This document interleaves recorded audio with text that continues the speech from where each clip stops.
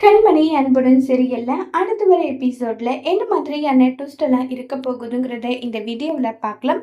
அன்பு வந்து கிச்சன்ல நின்றுட்டு இருக்காங்க. அப்ப அபர்ணா அந்த இடத்துக்கு போறாங்க.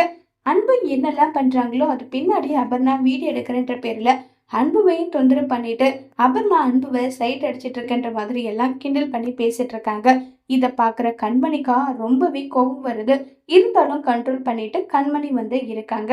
இப்ப அபர்ணா அன்பு கிட்ட வந்து உங்ககிட்ட நான் ஒரு முக்கியமான விஷயம் பேசணும். நீங்க கொஞ்சம் தனியா வர முடியுமான்னு சொல்லிட்டு கூப்பிடுறாங்க. அன்பும் சொல்லுங்க அபர்ணா, என்ன விஷயம் சொல்றாங்க. நான் ரொம்பவே ஸ்ட்ரைட் ஃபார்வர்ட், எதுவா இருந்தாலும் மனசுல வச்சுக்காம ஓப்பன் அப் பண்ணிடுவேன். சரி சொல்லுங்கன்றாங்க. நீங்க எப்ப இந்த ஜேபி ரெஸ்டாரண்ட்டுக்கு வந்தீங்களோ அப்பத்துல இருந்து உங்களை எனக்கு ரொம்பவே பிடிச்சு போச்சு.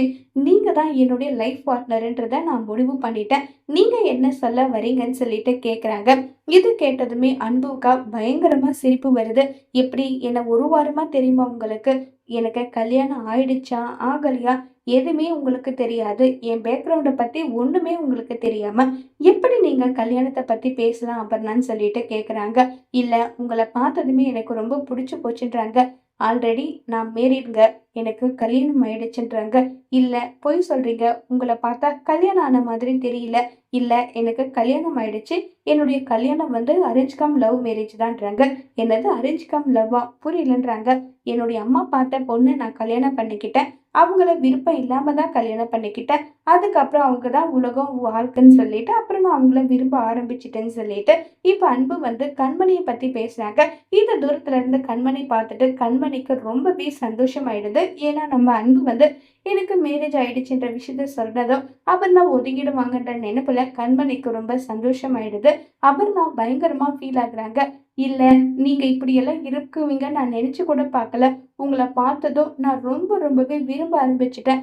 கனவுலே நம்ம 2 பேருக்கும் கல்யாணம் ஆயிட்டு, கனவுல நம்ம 2 பேரும் குழந்தை பெத்துக்கிட்டு லைஃப சந்தோஷமா ரன் பண்ணிட்டு இருந்தோம். கடைசியில ஒட்டுமொத்தமா குடும்ப வாழ்க்கை இப்படி அழிச்சிட்டீங்களே!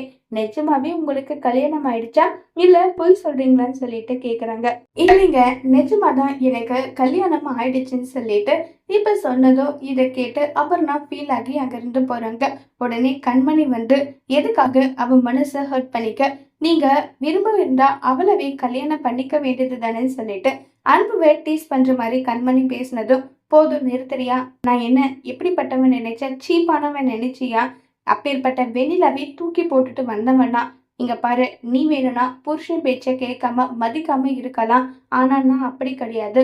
உன்னை உண்மையா விரும்பிட்டேன். உண்மையா உன்னை காதலிச்சேன். அதனாலதான் அந்த பொண்ணு வந்து கேட்டு அந்த பொண்ணோட மனசை ஏன் கையப்படுத்தணும்? அதனால உண்மையை சொல்லிடலான்னு சொல்லிட்டு சொல்லிட்டேன். அதுக்காக கல்யாணம் ஆன விஷயத்த தான் சொல்லியிருக்கேனே தவிர நீ தான் என்னுடைய ஒய்ஃப்ன்ற விஷயத்த நான் சொல்லல. அத முதல்ல நீ புரிஞ்சுக்கோன்னு சொல்லிட்டு அங்க இருந்து அன்பு கிளம்பி போறாங்க. இப்ப கண்மணி ரொம்பவே சந்தோஷப்படுறாங்க.